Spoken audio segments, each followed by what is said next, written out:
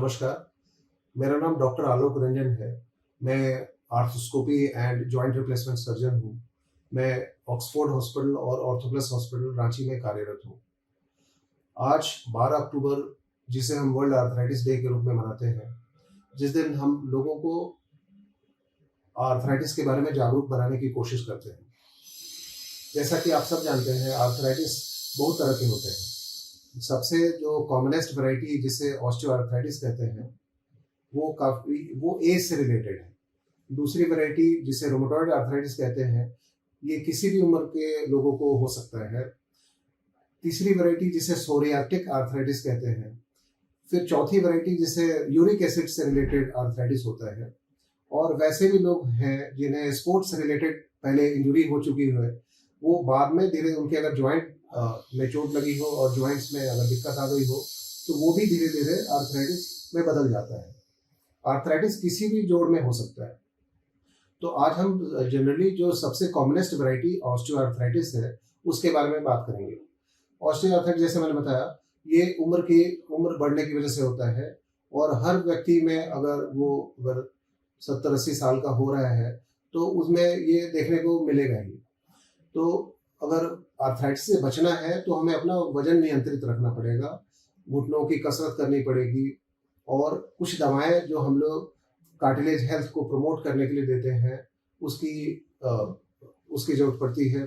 Anti inflammatory दवाइयाँ जो कि दर्द नियंत्रित कर सकें, और लाइफस्टाइल मॉडिफिकेशन, यानी कि आपको जमीन पे ज़्यादा नहीं बैठना चाहिए, सीढ़ियाँ कम चढ़नी उतरनी चाहिए। साइकिलिंग एक काफ़ी अच्छा कसरत है आपके घुटनों के मसल्स को मजबूत बनाने का। अब अगर बात करें वैसे पेशेंट्स जिनके घुटने काफ़ी खराब हो गए हैं, तो हम लोग की कोशिश रहती है कि उनके घुटनों को बचा सके। तो इसे बोलते हैं ज्वाइंट प्रिजर्वेशन सर्जरी। तो जिसमें पहली जो तकनीक है, जिसे हाई टिबियल ऑस्टियोटमी कहते हैं, इसमें हम ऑपरेशन करके घुटना नहीं बदलते, लेकिन घुटनों का अलाइनमेंट जरूर चेंज कर देते हैं, जिससे कि दर्द में आराम पड़ जाता है और टोटल नी रिप्लेसमेंट की आवश्यकता बाद के दिन, मतलब काफी लंबे समय तक टाली जा सकती है। और अगर घुटना सच में ज्यादा ही खराब है, यानी कि ट्राई कंपार्टमेंटल ऑस्टियोआर्थराइटिस है, तब हम टोटल जॉइंट रिप्लेसमेंट, यानी कि पूरा घुटना बदलने की सलाह देते हैं। तो और जो दूसरी वैरायटी है रोमेटॉइड आर्थराइटिस, ये उम्र से रिलेटेड नहीं है। ये एक ऐसी बीमारी है जिसमें जोड़ों का जो की झिल्ली, जिसे साइनोवियम कहते हैं, उसके अंदर इन्फ्लेमेशन आ जाने पर ये बीमारी हो जाती है।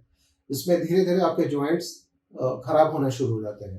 तो इसकी रोकथाम करना, यानी कि उस पेशेंट की पहले तुरंत आपको पहचान करनी पड़ेगी, जो कि एक क्लिनिकल एक्यूमेन है, आपको क्लिनिकली देख के पता लगाना पड़ता है।